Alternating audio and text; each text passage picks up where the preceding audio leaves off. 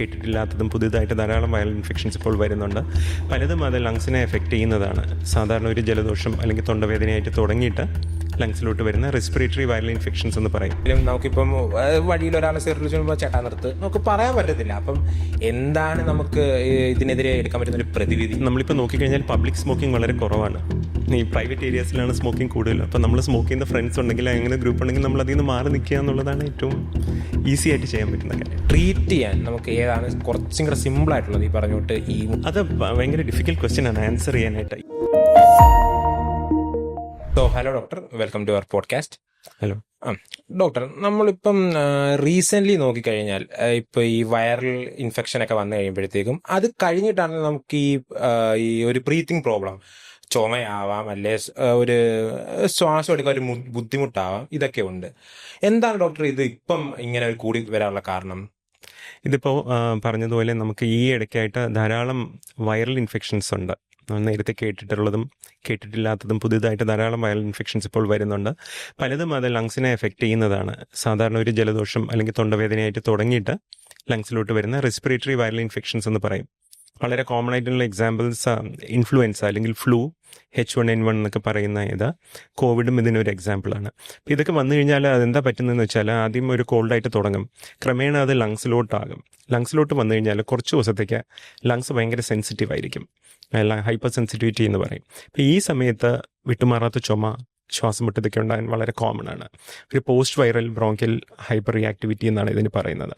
ഇത് പണ്ടും ഉള്ളതാണ്. പക്ഷേ ഇപ്പോൾ വൈറൽ ഇൻഫെക്ഷൻസ് കൂടി വരുന്നതുകൊണ്ട് നമ്മളിത് ധാരാളം ആൾക്കാരെ എഫക്റ്റ് ചെയ്യുന്നതായിട്ട് കാണുന്നു. ഇതാണ് ഇതിനുള്ള റീസൺ. ഓക്കെ. ഡോക്ടർ, ഈ ബ്രീത്തിങ് എക്സർസൈസ് ഉണ്ടല്ലോ, നമുക്ക് ബ്രീത്തിങ് എക്സർസൈസ് ചെയ്ത് കഴിഞ്ഞാൽ അത് നമ്മുടെ ലങ്സിനെ എന്തുമാത്രം ഉപയോഗപ്രദമാണ്? അത് വളരെ നല്ല ചോദ്യമാണ് ഇത്. കാരണം ബ്രീതിങ് എക്സസൈസ് പലപ്പോഴും നമ്മൾ ഓവർലുക്ക് ചെയ്യുന്ന ഒരു ഫാക്ടറാണ്. ബ്രീതിങ് എക്സസൈസ് പല രീതിയിലാകാം. ചിലപ്പോൾ യോഗ പോലത്തെയൊക്കെ എക്സസൈസസ് ആകാം. അല്ലാണ്ട് തന്നെ ലങ്സിന് വേണ്ടിയിട്ടുള്ള കുറേ ബ്രീതിങ് എക്സസൈസസ് ഉണ്ട്. അത് ഈ ഫിസിക്കൽ മെഡിസിൻ, ഫിസിയോതെറാപ്പി ഉള്ള എക്സ്പേർട്സ് അവർ പഠിപ്പിച്ചു കൊടുക്കുന്ന ഒരു മെത്തേഡാണ്. ഡീപ്പായിട്ട് ബ്രീത്ത് ഹോൾഡ് ചെയ്തിട്ട് വിടുന്നതൊക്കെ. ഇത് ബേസിക്കലി ലങ്സിൻ്റെ മസിൽസിനെയും ഈ ബ്രീത്തിങ്ങിൻ്റെ ഏറ്റവും ഇമ്പോർട്ടൻ്റ് ആയിട്ടുള്ള മസിൽ എന്ന് പറയുന്നത് ഡയഫ്രം ആണ്. ഇതിനെയൊക്കെ സ്ട്രെങ്തൻ ചെയ്യുന്ന എക്സസൈസസ് ആണ്. അപ്പോൾ ഇത് പ്രത്യേകിച്ചും ക്രോണിക് റെസ്പിറേറ്ററി ഡിസീസസ് ഉള്ള ആൾക്കാർക്ക്, COPD അതുപോലെയൊക്കെയുള്ള ആൾക്കാർക്ക് ബ്രീത്തിങ് എക്സസൈസ് വളരെ യൂസ്ഫുൾ ആണ്. മെഡിസിൻസ് എടുക്കുന്നത് പോലെ തന്നെയാണ് ബ്രീത്തിങ് എക്സസൈസും ഈ ആൾക്കാർക്ക് യൂസ്ഫുൾ ആണ്. അവരുടെ ക്വാളിറ്റി ഓഫ് ലൈഫ് ഭയങ്കരമായിട്ട് ഇമ്പ്രൂവ് ചെയ്യും. അവരുടെ ശ്വാസമുട്ടിൻ്റെ പെർസെപ്ഷൻ നന്നായിട്ട് കുറയും. അങ്ങനെയൊക്കെ പല യൂസസ് ഉള്ളതാണ് ബ്രീത്തിങ് എക്സസൈസ്. ഇതിന് നമ്മൾ യൂസ് ചെയ്യുന്നൊരു ടേം ഉണ്ട്, അതിന് റീഹാബിലിറ്റേഷൻ എന്നാണ് പറയുന്നത്, പൾമണറി റീഹാബിലിറ്റേഷൻ. വളരെ യൂസ്ഫുൾ ആയിട്ടുള്ള മെഡിസിൻസിന് അഡ്ജങ്ക്റ്റ് ആയിട്ടുള്ള ഒരു ട്രീറ്റ്മെൻറ്റ് ഓപ്ഷനാണ്, മൊഡാലിറ്റിയാണ് ഈ ബ്രീത്തിങ് എക്സസൈസ് എന്ന് പറയുന്നത്. അപ്പോൾ ഒരിക്കലും നമ്മൾ അതിനെ കുറച്ച് കാണരുത്. പക്ഷേ ഒരു കാര്യം കൂടി മനസ്സിലാക്കാനുള്ളത്, എന്ത് കോണ്ടെക്സ്റ്റ് ആയാലും ബ്രീതിങ് എക്സസൈസ് മെഡിസിൻ ഒരു ആൾട്ടർനേറ്റീവ് അല്ല. മെഡിസിൻസും വേണം, ബ്രീതിങ് എക്സസൈസും വേണം. രണ്ടും കൂടെ ഒന്നിച്ചു പോകുമ്പോൾ മാത്രമേ ഇതിന് മാക്സിമം എഫക്റ്റ് കിട്ടത്തുള്ളൂ. ഓക്കെ. ഡോക്ടർ, ഇത് പറഞ്ഞുകൊണ്ട് നമുക്ക് സിമ്പിളായിട്ട് വീട്ടിൽ ചെയ്യാൻ പറ്റുന്ന എന്തെങ്കിലും ധാരാളം ബ്രീതിങ് എക്സസൈസ് ഉണ്ട് സിമ്പിളായിട്ട് വീട്ടിൽ ചെയ്യാവുന്ന. ഇതൊക്കെ യൂഷ്വലി മറ്റേ ഫിസിയോതെറാപ്പി അല്ലെങ്കിൽ റെസ്പിറേറ്ററി തെറാപ്പിസ്റ്റ് പഠിപ്പിച്ചു കൊടുക്കുന്നതാണ്. വളരെ സിമ്പിളായിട്ട് ദിവസം 10-15 മിനിറ്റ് ചെയ്യുന്നെങ്കിൽ ഡീപ്പായിട്ട് ബ്രീത്ത് ഹോൾഡ് ചെയ്യുക, ഒരു 10 സെക്കൻഡ് ഹോൾഡ് ചെയ്തിട്ട് വളരെ സ്ലോ ആയിട്ട് ബ്രീത്ത് ഔട്ട് ചെയ്യുക. ഇങ്ങനെ തന്നെ പലതരം എക്സസൈസസ് ഉണ്ട്. ഇതൊക്കെ വളരെ സിമ്പിളായിട്ട് വീട്ടിൽ ദിവസം ചെയ്യാവുന്നതാണ്. ഓക്കെ. ഡോക്ടർ, ഇപ്പം നമുക്ക് ഈ മൂക്കടപ്പ് വന്നു കഴിഞ്ഞാൽ എല്ലാവരും നമ്മൾ യൂസ് ചെയ്താണ് ഈ നേസൽ സ്പ്രേ. ഇത് ശരിക്കും ഇങ്ങനെ നമ്മൾ ചെറിയ അടപ്പണമെങ്കിൽ ഞാൻ ആൾക്കാർ യൂസ് ചെയ്യുന്ന കാര്യമുണ്ട്. ഇത് ശരിക്കും നല്ലതാണോ നമ്മളിങ്ങനെ നേസൽ സ്പ്രേ യൂസ് ചെയ്യുന്നത്? ഈ നേസൽ സ്പ്രേ എന്ന് ഉദ്ദേശിക്കുമ്പോൾ നമുക്ക് ആക്ച്വലി മൂക്കടപ്പ് വരുമ്പോൾ ഉപയോഗിക്കുന്ന 2 തരം മരുന്നുണ്ട്. ഒന്ന് നേസൽ ഡ്രോപ്സ് എന്ന് പറയും, ഈ ഓക്സിമെറ്റസോളിൻ, സൈലോമെറ്റസോളിൻ എന്നൊക്കെ പറയുന്നത്. അത് താൽക്കാലികമായിട്ട് മൂക്കടപ്പ് മാറാൻ മാത്രം ഉപയോഗിക്കുന്നതാണ്. അതായത് നമുക്കൊരു ഇൻഫെക്ഷൻ വന്നു, ഒരു മൂക്കടപ്പ് വന്നു, സൈനസൈറ്റിസ് വന്നു, അങ്ങനെയൊക്കെ വരുമ്പോൾ ഒരു 5-7 ദിവസത്തേക്ക് മാത്രം ഉപയോഗിക്കുന്നതാണ് ഈ നേസൽ ഡ്രോപ്സ് എന്ന് പറയുന്നത്. നേസൽ സ്പ്രേ എന്ന് പറയുന്ന ഒരു ഡിഫറെൻറ്റ് കാറ്റഗറിയാണ്. അതായത് ഈ അലർജിക് സിംറ്റംസ് വരുന്ന വിട്ടുമാറാത്ത തുമ്മൽ, മൂക്കടപ്പ്, അങ്ങനെ അലർജി കാരണം ഉണ്ടാകുന്നതിന് യൂസ് ചെയ്യുന്ന മെഡിസിനാണ് nasal spray. Nasal spray long term യൂസിന് സേഫ് ആണ്. നേസൽ ഡ്രോപ്സ് പക്ഷേ ഒരു മാക്സിമം 5 to 7 days, അതിൽ കൂടുതൽ ഉപയോഗിക്കുമ്പോൾ റീബൗണ്ട് ആയിട്ട് മൂക്കടപ്പ് വരികയാണ് സാധാരണ ഉണ്ടാകുന്നത്. നേസൽ ഡ്രോപ്സ് ആണെങ്കിൽ 5 to 7 days സ്റ്റോപ്പ് ചെയ്യണം. നേസൽ സ്പ്രേ ആണെങ്കിൽ സേഫ് ആയിട്ട് യൂസ് ചെയ്യാം. പക്ഷേ ഏത് മെഡിസിൻ ആയാലും ഒരു ഡോക്ടറിനെ കൺസൾട്ട് ചെയ്തിട്ട് വേണം സ്റ്റാർട്ട് ചെയ്യാനായിട്ട്. Okay okay. എന്ന് വെച്ചാൽ നമ്മളിപ്പം ഈ ഒരു മെഡിക്കൽ ഷോപ്പിലൊക്കെ ചെന്ന് കഴിഞ്ഞാൽ നേഷണൽ സ്പ്രേ കിട്ടാൻ ഒരു പാടുമില്ല, എനിക്ക് മൂക്കടപ്പ വേണമെന്ന് പറഞ്ഞാൽ അവർ തരും. അപ്പോഴത്തേക്കും നമ്മളൊരു സ്റ്റോപ്പ് കൊണ്ടുവരണം എന്നാണോ ലൈക്ക് ഡോക്ടർ? ഏത് മെഡിസിൻ ആയാലും ഐഡിയലി മെഡിക്കൽ അഡ്വൈസ് വെച്ചിട്ട് ഉപയോഗിക്കുന്നതാണ് safest thing. Okay okay okay okay. Doctor, ഇപ്പം നമ്മൾ കൂടുതലായിട്ട് കേൾക്കുന്ന ഒരു ടൈമാണ് ഈ പാസീവ് സ്മോക്കിംഗ് എന്ന് പറയുന്നത്. എന്താണ് ശരിക്കും ഈ പാസീവ് സ്മോക്കിംഗ് എന്ന് പറഞ്ഞു കഴിഞ്ഞാൽ? നമ്മളിപ്പോൾ സ്മോക്കേഴ്സിനകത്ത് ഒരാൾ പുകവലിക്കുമ്പോൾ ആ പുകയുടെ എഫക്റ്റ് അദ്ദേഹത്തിന് ആ പുകവലിക്കുന്ന ആൾക്കുണ്ടാകും. അതുപോലെ തന്നെ അതിന് ചുറ്റും നിൽക്കുന്ന ആൾക്കാർക്ക് ആ സ്മോക്കിൻ്റെ എഫക്റ്റ് ഉണ്ടാകും. പിന്നെ സൈഡ് സ്ട്രീം സ്മോക്ക് എന്ന് പറയും. ഇതിനെയാണ് പാസീവ് സ്മോക്കിംഗ് എന്ന് പറയുന്നത്. നമ്മൾ ജീവിതത്തിൽ ഒരുപക്ഷെ ഒരിക്കലും സ്മോക്ക് ചെയ്തിട്ടുണ്ടാവില്ല, പക്ഷെ നമ്മളൊരു സ്മോക്ക് ചെയ്യുന്ന ആളുടെ അടുത്ത് നിൽക്കുമ്പോൾ ആ സിഗരറ്റിൽ നിന്ന് വരുന്ന സ്മോക്ക് നമ്മളും യാദൃശ്യമായിട്ട് ഇൻഹേൽ ചെയ്യുന്ന ഒരു സാഹചര്യം ഉണ്ടാകും. ഇതിനെയാണ് പാസീവ് സ്മോക്കിംഗ് എന്ന് പറയുന്നത്. ഇത് ആക്റ്റീവായിട്ട് സ്മോക്ക് ചെയ്യുന്നത് പോലെ തന്നെ ദോഷഫലങ്ങൾ ഉണ്ടാകുന്ന ഒരു കണ്ടീഷനാണ് പാസീവ് സ്മോക്കിംഗ്. ഓക്കെ, അത് ഡോക്ടറെ പറഞ്ഞത്. അപ്പം എന്തുമാത്രമാണ് ശരിക്കും നമ്മുടെ ലങ്സിനെ ഇപ്പൊ പാസീവ് സ്മോക്കിംഗ് കാരണം അഫക്ട് ചെയ്യുന്നത്? ഈ ഒരു ആക്റ്റീവ് സ്മോക്കറിനുണ്ടാകുന്ന എല്ലാ ചേഞ്ചസും പാസീവ് സ്മോക്കിങ്ങിലും ഉണ്ടാകും. സാധാരണ കാണുന്ന ക്രോണിക് ബ്രോങ്കൈറ്റിസ് അല്ലെങ്കിൽ വിട്ടുമാറാത്ത ചുമയും കഫക്കെട്ടും സ്മോക്കേഴ്സ് ബ്രോങ്കൈറ്റിസ് എന്ന് പറയുന്ന കണ്ടീഷനാണ്. പിന്നെ COPD എന്ന് പറയുന്ന കണ്ടീഷൻ അത് കാരണം ഉണ്ടാകും. പിന്നെ അതിൻ്റെ എക്സ്ട്രീം എൻഡാണ് ലങ് ക്യാൻസർ. ഇതുപോലെ എല്ലാ ഈ സിഗരറ്റ് കാരണം ലങ്സിന് ഉണ്ടാകുന്ന ചേഞ്ചസ് പാസീവ് സ്മോക്കിംഗ് ഉണ്ടാകുന്ന ആൾക്കാർക്കും അവരും ഈക്വൽ റിസ്ക് ഉള്ളതാണ്. ഓക്കെ, നമുക്കിപ്പം ആക്റ്റീവ് സ്മോക്കിംഗ് നമുക്ക് അവോയ്ഡ് ചെയ്യാൻ പറ്റും. പാസീവ് സ്മോക്കിംഗ് പക്ഷെ നമുക്ക് ഒരിക്കലും നമുക്കിപ്പം വഴിയിൽ ഒരാളെ സിഗരറ്റ് വെച്ചുമ്പോൾ ചേട്ടാ നിർത്ത് നമുക്ക് പറയാൻ പറ്റത്തില്ല. അപ്പം എന്താണ് നമുക്ക് ഇതിനെതിരെ എടുക്കാൻ പറ്റുന്ന ഒരു പ്രതിവിധി? നമ്മളിപ്പോൾ നോക്കിക്കഴിഞ്ഞാൽ പബ്ലിക് സ്മോക്കിംഗ് വളരെ കുറവാണ്. ഈ പ്രൈവറ്റ് ഏരിയാസിലാണ് സ്മോക്കിംഗ് കൂടുതൽ. അപ്പം നമ്മൾ സ്മോക്ക് ചെയ്യുന്ന ഫ്രണ്ട്സ് ഉണ്ടെങ്കിൽ അങ്ങനെ ഗ്രൂപ്പ് ഉണ്ടെങ്കിൽ നമ്മൾ അതിൽ നിന്ന് മാറി നിൽക്കുക എന്നുള്ളതാണ് ഏറ്റവും ഈസി ആയിട്ട് ചെയ്യാൻ പറ്റുന്ന കാര്യം. Okay okay okay okay. Doctor, ഒരാളിപ്പം സ്മോക്കിംഗ് നിർത്തിക്കഴിഞ്ഞാൽ എന്തുമാത്രം ലൈക്ക് എത്ര നാൾ കഴിയുമ്പോഴായിരിക്കും പുള്ളിക്കാരൻ്റെ ലങ്സ് ഇമ്പ്രൂവ് തുടങ്ങുന്നത്? സാധാരണ സ്മോക്കിംഗ് നിർത്തിക്കഴിഞ്ഞാൽ നമ്മൾ എപ്പോഴും മെഡിക്കലി പറയുന്നത് വെച്ചാൽ അവസാനത്തെ സിഗരറ്റ് വലിച്ചിട്ട് 5 വർഷം കഴിയുമ്പോഴത്തേക്കാണ് ഒരു പുകവലിക്കാത്ത ആളുടെ ലെവലിലോട്ട് എത്തുന്നത് സാധാരണഗതിയിൽ. Okay okay. ഡോക്ടർ, ഇപ്പം പുതിയതായിട്ട് ഉള്ളതാണ് വേപ്പിംഗ്. സ്മോക്കിങ്ങിന് പകരം വേപ്പിംഗ്.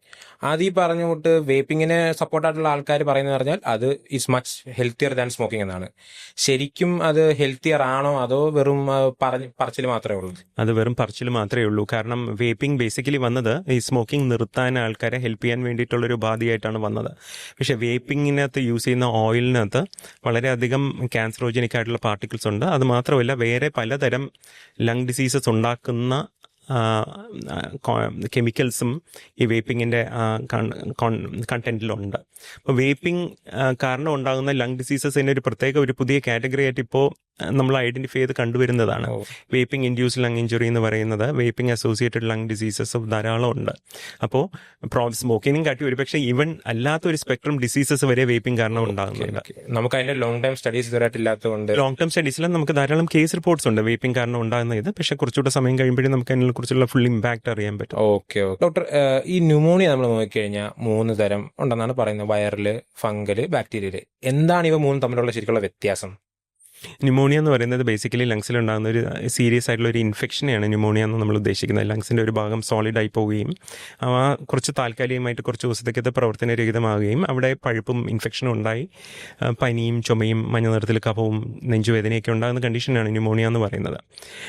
ന്യൂമോണിയ പല കാരണം കൊണ്ടുണ്ടാകാം. സാധാരണ ഒരു ഇൻഫെക്റ്റീവ് കോസാണ്. ആ ഇൻഫെക്ഷൻ ചിലപ്പോൾ വൈറസ് കാരണം ഉണ്ടാകാം, അതിനാണ് ഈ വൈറൽ ന്യൂമോണിയ എന്ന് പറയുന്നത്. ചിലപ്പോൾ ഒരു ബാക്ടീരിയൽ അണുബാധ കാരണമായിരിക്കും ഉണ്ടാകുന്നത്, അതിനാണ് ഈ ബാക്ടീരിയൽ ന്യൂമോണിയ എന്ന് പറയുന്നത്. വളരെ റെയറായിട്ട് ഈ ഫംഗസിനും ന്യൂമോണിയ ഉണ്ടാക്കാം. അത് പ്രത്യേകിച്ച് കാണുന്നതെന്ന് വെച്ചാൽ നമ്മുടെ ബോഡിയുടെ റെസിസ്റ്റൻസ് കുറഞ്ഞു വരുന്ന കണ്ടീഷനിലാണ്. അൺകൺട്രോൾഡ് ആയിട്ട് ഡയബറ്റീസ് ഉള്ള പേഷ്യൻസ്, അല്ലെങ്കിൽ ക്യാൻസറിന് ട്രീറ്റ്മെൻറ്റ് എടുക്കുന്ന പേഷ്യൻസ്, അല്ലെങ്കിൽ ട്രാൻസ്പ്ലാന്റ് കഴിഞ്ഞ പേഷ്യൻസ്, ബോഡിയുടെ റെസിസ്റ്റൻസ് ഭയങ്കരമായിട്ട് കുറയുന്ന മരുന്ന് കഴിക്കുന്ന ആ ഗ്രൂപ്പിലാണ് ഈ ഫംഗൽ ന്യൂമോണിയ സാധാരണഗതിയിൽ കാണുന്നത്. വളരെ കോമൺ ആയിട്ട് നമ്മൾ കണ്ടുവരുന്നത് ബാക്ടീരിയൽ ന്യൂമോണിയാണ്. പക്ഷേ കഴിഞ്ഞ കുറേ വർഷങ്ങളായിട്ട് വൈറൽ ന്യൂമോണിയ ഒട്ടധികം ഉണ്ടാകുന്നു. അത് ഞാൻ ആദ്യം പറഞ്ഞില്ല, H1N1 എന്ന് പറയുന്ന വൈറൽ ന്യൂമോണിയ ഉണ്ടാക്കുന്ന വളരെ കോമൺ ആയിട്ട് സിവിയർ വൈറൽ ന്യൂമോണിയ ഉണ്ടാക്കുന്ന ഒരു കണ്ടീഷനാണ്. കോവിഡിൻ്റെ പീക്കിലുണ്ടായിരുന്നത്, അപ്പോൾ എസ്പെഷ്യലി ആ 2ാമത്തെ പീക്ക് ഡെൽറ്റ വേവിൽ ധാരാളം നമ്മൾ കോവിഡ് ന്യൂമോണിയ കാണുമായിരുന്നു. ഓക്കെ ഡോക്ടർ, അപ്പോൾ ഇതിനകത്ത് ട്രീറ്റ് ചെയ്യാൻ നമുക്ക് ഏതാണ് കുറച്ചും കൂടെ സിമ്പിളായിട്ടുള്ളത്? ഈ പറഞ്ഞോട്ട് ഈ 3 പാടായിരിക്കും, പക്ഷെ എന്നാലും നിങ്ങൾക്ക് കുറച്ചും കൂടെ ട്രീറ്റ് ചെയ്യാൻ സിമ്പിൾ ആയിട്ടുള്ള ശരിക്കും ഏതാണ് ഈ 3? അത് ഭയങ്കര ഡിഫിക്കൽട്ട് ക്വസ്റ്റ്യൻ ആണ് ആൻസർ ചെയ്യാനായിട്ട്. ഈ ഏത് തരം ബാക്ടീരിയ അല്ലെങ്കിൽ ഏത് തരം വൈറസ് ആണ് ബാധിച്ചിരിക്കുന്നത്, അത് എത്ര സിവിയർ ആണ്, അതിൻ്റെ സിവിറുലൻസ് എന്ന് പറയും, അതിൻ്റെ സിവിയറിറ്റി അനുസരിച്ചിട്ടാണ് അതിൻ്റെ ട്രീറ്റ്മെൻറ്റിൻ്റെ ഇത് പോകുന്നത്. ഈ 3 ഗ്രൂപ്പ് എടുത്താലും ഏറ്റവും ഡിഫിക്കൽട്ട് ടു ട്രീറ്റ് ഫംഗൽ ന്യൂമോണിയാണ്. കാരണം മെഡിസിൻസ് ടോക്സിക് ആണ്, സൈഡ് എഫക്ട്സ് ധാരാളം ഉള്ളതാണ്. 3 മുതൽ 6 മാസമൊക്കെ വരെ മരുന്ന് കഴിക്കേണ്ടി വരും. വൈറൽ ന്യൂമോണിയയും ബാക്ടീരിയൽ ന്യൂമോണിയയും എടുത്തു കഴിഞ്ഞാൽ വൈറൽ ന്യൂമോണിയ ഒരു നല്ല ശതമാനം ആൾക്കാർക്ക് വളരെ മൈൽഡായിട്ട് വന്ന് പോകുന്നതാണ്. അതിന് പ്രത്യേകിച്ച് വലിയ ട്രീറ്റ്മെൻ്റ് ഒന്നും യൂഷ്വലി വേണ്ടി വരത്തില്ല. പക്ഷേ വൈറൽ ന്യൂമോണിയ സിവിയർ ആയാൽ പിന്നെ അത് ICUലാകുകയും വെന്റിലേഷൻ വേണ്ടി വരികയും പിന്നെ അതിൻ്റെ വെന്റിലേഷൻ കഴിഞ്ഞിട്ടുള്ള അടുത്ത പടി ട്രീറ്റ്മെൻറ്റ് എക്മോ എന്ന് പറയും, എക്സ്ട്രാ കോർപ്പോറിയൽ മെംബ്രെയിൻ ഓക്സിജനേഷൻ, ആ ട്രീറ്റ്മെൻ്റ് ഒക്കെ വേണ്ടി വരും സിവിയർ വൈറൽ ന്യൂമോണിയ വരികയാണെങ്കിൽ. ബാക്ടീരിയൽ ന്യൂമോണിയം യൂഷ്വലി മൈൽഡ് ആണെങ്കിൽ വളരെ ഈസിയാണ് ട്രീറ്റ് ചെയ്യാൻ. 5 മുതൽ 7 ദിവസം വരെ ആൻറ്റിബയോട്ടിക് കഴിച്ചാലും മതിയാകും. പക്ഷേ ബാക്ടീരിയൽ ന്യൂമോണിയയുടെ ഏറ്റവും ഇമ്പോർട്ടൻറ്റ് തിങ് എന്ന് പറയുന്നത് ഏത് ബാക്ടീരിയയാണ് അത് ന്യൂമോണിയ ഉണ്ടാക്കിയെന്നുള്ളത് ഐസൊലേറ്റ് ചെയ്യാൻ പറ്റിയെങ്കിൽ ട്രീറ്റ്മെൻറ്റ് വളരെ എളുപ്പമായിരിക്കും. അതിന് ഫോക്കസ്ഡ് ആയിട്ടുള്ള ആൻറ്റിബയോട്ടിക് കൊടുത്താൽ മതിയാകും. പലപ്പോഴും ചിലപ്പോൾ കണ്ടുപിടിക്കാൻ പറ്റില്ല എന്ന് വരും. അങ്ങനെ വരുമ്പോഴാണ് പ്രത്യേകിച്ച് ബോഡിയുടെ റെസിസ്റ്റൻസ് കുറയുന്ന കണ്ടീഷൻസ്, എസ്പെഷ്യലി എൽഡർലി പീപ്പിൾ അല്ലെങ്കിൽ ഡയബറ്റിസ്, അൺകൺട്രോൾ ഡയബറ്റിസ് ഉള്ളത്, അങ്ങനെയൊക്കെ വരുന്ന അല്ലെങ്കിൽ സ്മോക്കേഴ്സ്, ഇങ്ങനെയുള്ള ആൾക്കാർക്കൊക്കെ ന്യൂമോണിയ വന്നു കഴിഞ്ഞാൽ അത് സിവിയർ ആകാനുള്ള ചാൻസ് കൂടുതലാണ്. അപ്പോൾ എല്ലാം ഒരു ചലഞ്ചിങ് ആണ് ഏത് തരം ന്യൂമോണിയ ആയാലും. പക്ഷെ പല ഫാക്ടേഴ്സും ഇതിൽ ഇൻവോൾവ് ആണ്. ഓക്കെ ഡോക്ടർ, കോവിഡ് പറഞ്ഞുകൊണ്ടാണ് നമുക്കിപ്പം ശരിക്കും നമുക്ക് ബിഫോർ കോവിഡ് ആഫ്റ്റർ കോവിഡ് എന്ന് എല്ലാ കാര്യത്തിലും പറയാൻ പറ്റും. മൊത്തത്തിലൊരു ചേഞ്ച് ആണ് കോവിഡ് ഉണ്ടാക്കിയത്. അതേപോലെ തന്നെ ഇത് റെസ്പിറേറ്ററി മെഡിസിനിൽ നമുക്ക് ഇങ്ങനെ ഒരു ചേഞ്ച് ശരിക്കും കോവിഡിന് ശേഷം നല്ലപോലെ ഉണ്ടായിട്ടുണ്ടോ? അങ്ങനെ സാധാരണ നമ്മൾ കണ്ടുവരുന്നതാണ്. ഒരു നല്ല ശതമാനം ആൾക്കാർക്ക് നേരത്തെ ശ്വാസമുട്ടും അലർജി ഒന്നും ഇല്ലാത്ത ആൾക്കാർക്ക് കോവിഡിന് ശേഷം ശ്വാസമുട്ടും അലർജി ഇതുപോലത്തെ കണ്ടീഷൻസ് പുതിയതായിട്ട് ഡെവലപ്പ് ചെയ്യുന്നതായിട്ട് കണ്ടുവരുന്നുണ്ട്. അതുപോലെ തന്നെ ഈ കോവിഡിൻ്റെ സിവിയർ ആയിട്ട് ലങ്സിനെ എഫക്ട് ചെയ്ത് കഴിഞ്ഞാൽ ലങ്സിനകത്ത് ഫൈബ്രോസിസ് ഉണ്ടാക്കുന്ന കണ്ടീഷനുണ്ട്, ലങ്സിനെ തിക്കൻഡാക്കുകയും ലങ്സിനെ ഡാമേജ് ചെയ്യുന്നതും കണ്ടീഷനുണ്ട്. അതും വന്ന് ചില ആൾക്കാർക്ക് അത് കംപ്ലീറ്റ്ലി മാറാനായിട്ട് സമയം ധാരാളം എടുക്കുകയും ഒക്കെ ഉണ്ടാകുന്ന കണ്ടീഷൻസ് ഉണ്ട്. അപ്പോൾ അങ്ങനെ പല രീതിയിലും കോവിഡ് കാരണം ലങ്സിന് ഇൻവോൾവ്മെന്റ് വരുന്നതായിട്ട് കണ്ടുവരുന്നുണ്ട്. അങ്ങനെ പറയുന്നത് തീർച്ചയായിട്ടും ശരി തന്നെയാണ്. ഓക്കെ ഡോക്ടർ, ന്യൂമോണിയയുടെ റിസ്ക് എങ്ങനെയൊക്കെയാണ്? ലൈക്ക് നമുക്കത് വരാതിരിക്കാൻ വേണ്ടി നമുക്ക് എന്തൊക്കെ കരുതൽ എടുക്കാൻ പറ്റും? ന്യൂമോണിയ പ്രിവെന്റ് ചെയ്യാനായിട്ട് ഏറ്റവും എഫക്റ്റീവായിട്ടുള്ളതെന്ന് പറയുന്നത് ന്യൂമോണിയ വാക്സിനേഷനാണ്. അത് പ്രത്യേകിച്ച് നമ്മൾ യൂഷ്വലി പറയുന്ന 55 ഇയേഴ്സിന് മേലുള്ള ആൾക്കാർ, അല്ലെങ്കിൽ വേറെ എന്തെങ്കിലും ക്രോണിക് ആയിട്ടുള്ള അസുഖങ്ങളുള്ളവർ, ക്രോണിക് ഡിസീസ് എന്ന് പറഞ്ഞാൽ ലങ്സിനെ എഫക്റ്റ് ചെയ്യുന്നതാകാം, കാർഡിയക് ആകാം, ഡയബറ്റീസ് ആകാം, ലിവറിനെ എഫക്റ്റ് ചെയ്യുന്നത് ക്രോണിക് ലിവർ ഡിസീസ് ഉള്ളവർക്കായിരിക്കാം, അല്ലെങ്കിൽ ക്രോണിക് കിഡ്നി ഡിസീസ് ഉള്ളവർ, ഇതുപോലെ ക്രോണിക് ഡിസീസസ് ഉള്ള ആൾക്കാർക്കും അല്ലെങ്കിൽ 55 ഇയേഴ്സിന് മേളിലുള്ളവർക്കും ന്യൂമോണിയ പ്രിവെൻറ്റ് ചെയ്യാനായിട്ടുള്ള വാക്സിനേഷൻ എടുക്കുന്നതാണ് ഏറ്റവും എഫക്റ്റീവായിട്ടുള്ള ട്രീറ്റ്മെൻറ്റ്, ഏറ്റവും പ്രിവെൻറ്റീവ് ഓപ്ഷൻ. അല്ലാണ്ടുള്ളതെന്ന് വെച്ചാൽ നമ്മൾ അഡിക്വേറ്റ് കെയർ എടുക്കുക എന്നുള്ളതാണ്. നമ്മൾ നല്ല ക്രൗഡഡ് പ്ലേസിൽ പോകുമ്പോഴും മാസ്ക് ഇടുക, ഇൻഫെക്ഷനുള്ള ആൾക്കാരുമായിട്ടുള്ള സമ്പർക്കം കഴിവതും ഒഴിവാക്കുക, ഇങ്ങനത്തെ കാര്യങ്ങളൊക്കെയാണ് ബേസിക്കലി ചെയ്യേണ്ടത്. പിന്നെ വേറൊരു ഇമ്പോർട്ടൻറ്റ് തിങ്, സ്മോക്കർ ആണെങ്കിൽ സ്മോക്കിംഗ് നിർത്തുന്നതും ന്യൂമോണിയ വരാണ്ടിരിക്കാൻ വളരെ ഹെൽപ്ഫുള്ളാണ്. ഓക്കെ അപ്പം ഈ മൂന്നും ഇപ്പം നമ്മൾ ഫംഗല് 3 പറഞ്ഞല്ലോ, വൈറൽ, ബാക്ടീരിയ, 3 എയർബോൺ ആണോ അതോ? മോസ്റ്റ്ലി എയർബോൺ ആണ്. റെസ്പിറേറ്ററി ഇൻഫെക്ഷൻസ് ഏകദേശം എല്ലാം എയർബോൺ ആണ്. നമ്മൾ ഇൻഹെയിൽ ചെയ്യുന്ന അങ്ങനെ ലങ്സിൽ വന്നിട്ടാണ് വരുന്നത്. വളരെ റെയർ ആയിട്ട് ബ്ലഡ് ബോൺ ആയിട്ട് വരാറുണ്ട്, പക്ഷെ കൂടുതലും എയർബോൺ. ഓക്കെ ഡോക്ടർ, ഇപ്പം ന്യൂമോണിയ വാക്സിൻ്റെ പറഞ്ഞല്ലോ, അപ്പോഴത്തേക്കും അത് നമ്മൾ എടുത്തു കഴിഞ്ഞാൽ പിന്നെ നമുക്ക് ലൈഫ് ലോങ് പ്രൊട്ടക്ഷൻ ഉണ്ടോ, അതോ ഇത് കുറച്ച് കാലത്തേക്ക് മാത്രമേ പ്രൊട്ടക്ഷൻ ഉള്ളൂ? ന്യൂമോണിയയുടെ വാക്സിൻ്റെ ഒരു സീക്വൻസ് ഉണ്ട്. ബേസിക്കലി നമ്മൾ ആദ്യം ഒരു വാക്സിൻ എടുത്തിട്ട് രണ്ടാമത്തെ ഒരു ബൂസ്റ്റർ ഡോസ് എടുക്കേണ്ടി വരും. അതായത് 65 വയസ്സിന് മേളിലാണെങ്കിൽ ഒരു ബൂസ്റ്ററോടുകൂടി നിൽക്കും. 65 വയസ്സിന് മുമ്പാണ് വാക്സിൻ എടുക്കുന്നതെങ്കിൽ 5 ഇയേഴ്സ് കഴിഞ്ഞാൽ അടുത്തൊരു ബൂസ്റ്ററും കൂടെ വരും. അതാണ് ഇപ്പോഴത്തെ ന്യൂമോണിയ വാക്സിൻ്റെ സീക്വൻസ്. അപ്പോൾ അതുപോലെ ആ രണ്ടാമത്തെ ബൂസ്റ്റർ എടുക്കുന്നത് ചില കണ്ടീഷൻസ്, അതായത് വളരെ റിസ്കി ഗ്രൂപ്പ് ആണെങ്കിൽ 8 ആഴ്ച കഴിഞ്ഞിട്ടാണ് രണ്ടാമത്തെ ഡോസ് കൊടുക്കുക. അല്ലാത്ത ആൾക്കാർക്കാണെങ്കിൽ 1 വർഷം കഴിഞ്ഞിട്ടാണ് കൊടുക്കുക. അതാണ് ഇപ്പോഴത്തെ ന്യൂമോണിയ ട്രീറ്റ്മെന്റ് സീക്വൻസ്. പക്ഷേ ഇനി ഒരു 1 ഷോട്ട് ന്യൂമോണിയ വാക്സിൻ എനിക്ക് തോന്നുന്നു ഓഗസ്റ്റ് സെപ്റ്റംബർ ആകുമ്പോഴത്തേക്കും ഇന്ത്യയിൽ വരും. അങ്ങനെയാണെങ്കിൽ ഒറ്റ ഡോസ് എടുത്തു കഴിഞ്ഞാൽ അത് ലൈഫ് ലോങ് പ്രൊട്ടക്ട് ചെയ്യും. അതാണ് ന്യൂമോണിയയുടെ ഇത്. ന്യൂമോണിയം കാട്ടി പ്രധാനമായിട്ടുള്ള വാക്സിനേഷൻ എന്ന് വെച്ചാൽ ഇൻഫ്ലുവൻസ വാക്സിനാണ്, ഫ്ലൂ ഷോട്ട്. അത് almost actually 3 years and above എല്ലാവർക്കും എടുക്കണം എന്നാണ് റെക്കമെൻഡേഷൻ ഉള്ളത്. ഐഡിയലി എടുക്കുന്നതാണ് നല്ലത്, എസ്പെഷ്യലി അറ്റ് റിസ്ക് ഉള്ള ആൾക്കാർ, അതായത് വേറെ എന്തെങ്കിലും അസുഖങ്ങളുള്ളവർ, അല്ലെങ്കിൽ ഈ ഇതുപോലത്തെ എന്താ പറയുന്നത്, ഈ പബ്ലിക്കിലൊക്കെ ആയിട്ട് ഡീൽ ചെയ്യുന്ന ആൾക്കാർ, ഡോക്ടേഴ്സ്, മെഡിക്കൽ ഹോസ്പിറ്റലിൽ വർക്ക് ചെയ്യുന്ന ആൾക്കാർ, പാരാമെഡിക്കൽ സ്റ്റാഫ്, ഇവരൊക്കെയാണ് ആക്ച്വലി ഒരു ഹൈ റിസ്ക് ഗ്രൂപ്പ് എന്ന് പറയുന്നത്. ഇത് ഇൻഫ്ലുവൻസ വാക്സിൻ വർഷത്തിൽ എടുക്കേണ്ട വാക്സിനാണ്.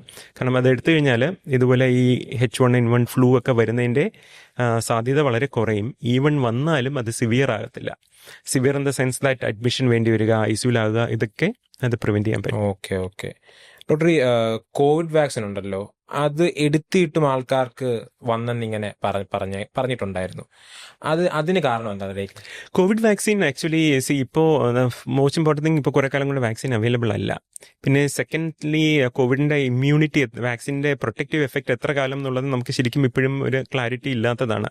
ഈവൻ വെസ്റ്റേൺ US-ലും മറ്റേ യൂറോപ്യൻ കൺട്രീസിലൊക്കെ ഇപ്പോഴും അവർ കോവിഡ് വാക്സിൻ അവിടെ ഉണ്ട്, അവരെ എടുക്കാൻ റെക്കമെൻഡ് ചെയ്യുന്നുമുണ്ട് ഇങ്ങനെ പുതിയ സ്ട്രെയിൻ ഡെവലപ്പ് ചെയ്യുന്ന സമയത്ത്. പ്രോബബ്ലി ആ വാക്സിൻ്റെ പ്രൊട്ടക്റ്റീവ് എഫക്റ്റ് മേ ബി ഒരു 1 year or 2 years എന്തെങ്കിലും ഉണ്ടായിരിക്കുക. അത് കഴിഞ്ഞ് അതുകൊണ്ടായിരിക്കണം വീണ്ടും ഇത് വരുന്നത്. Okay okay. മാത്രമല്ല ഈ എപ്പോഴും വേറൊരു കാര്യം, ഈ വൈറൽ ഇൻഫെക്ഷൻസ് പ്രത്യേകിച്ച് കോവിഡിൽ വൈറസ് മ്യൂട്ടേറ്റ് ചെയ്യും, എന്നിട്ട് പുതിയ സ്ട്രെയിൻ ആയിരിക്കും വരുന്നത്. അപ്പോൾ ആദ്യത്തെ വാക്സിൻ്റെ പ്രൊട്ടക്റ്റീവ് എഫക്റ്റിനെ ഓവർകം ചെയ്യുന്ന ഡിഫറെൻറ്റ് ടൈപ്പ് ഓഫ് സ്ട്രെയിൻ ആയിരിക്കും ഇപ്പോൾ പുതിയതായിട്ട് വരുന്നത്. അപ്പോൾ അതിൻ്റെ ഇൻഫെക്ഷൻ വന്നു കഴിഞ്ഞാൽ വീണ്ടും കോവിഡ് വരും. ഓക്കെ. അല്ല, ഞാൻ അപ്പം എൻ്റെ ഒരു ഡൗട്ട് ചോദിക്കാം. നമുക്ക് ഈ കോമൺ കോൾഡ് ഉണ്ടല്ലോ, ഈ കോമൺ കോൾഡിനെതിരെ ഇങ്ങനെയൊന്നും ഇല്ലാത്തതിൻ്റെ കാരണവും ഇതാണോ? ലൈക്ക് അത് പെട്ടെന്ന് ഇങ്ങനെ മ്യൂട്ടേഷൻ കാരണമല്ലോ? 2 കാര്യമുണ്ട്. ഈ കോമൺ കോൾഡ് എന്ന് പറയുന്നതും ഫ്ലൂ എന്ന് പറയുന്നതും ഡിഫറെൻ്റ് ആണ്. ഓക്കെ. കോമൺ കോൾഡ് എന്ന് പറഞ്ഞാൽ റൈനോ വൈറസ് എന്ന് പറയുന്ന ഒരു ഉണ്ടാക്കുന്നത് വളരെ സിമ്പിളാണ്. അത് വളരെ മൈൽഡായിട്ട് വരും, 2-3 ദിവസം കൊണ്ട് പോകുന്ന ഇതാണ്. അത് വളരെ സിവിയർ ആകാത്തതുകൊണ്ടാണ് അതിനെക്കുറിച്ച് കൂടുതൽ വാക്സിനേഷൻ ഒന്നും ആവശ്യമില്ലാത്തത്. ബട്ട് ഇൻഫ്ലുവൻസ സിവിയർ ആയതുകൊണ്ടാണ് അതിനെക്കുറിച്ച് കൂടുതൽ ഗവേഷണവും പഠിത്തവും ഇതൊക്കെ നടന്നിട്ടുള്ളതും അതിനൊക്കെയുള്ള വാക്സിൻ വന്നിട്ടുള്ളതും. Okay okay.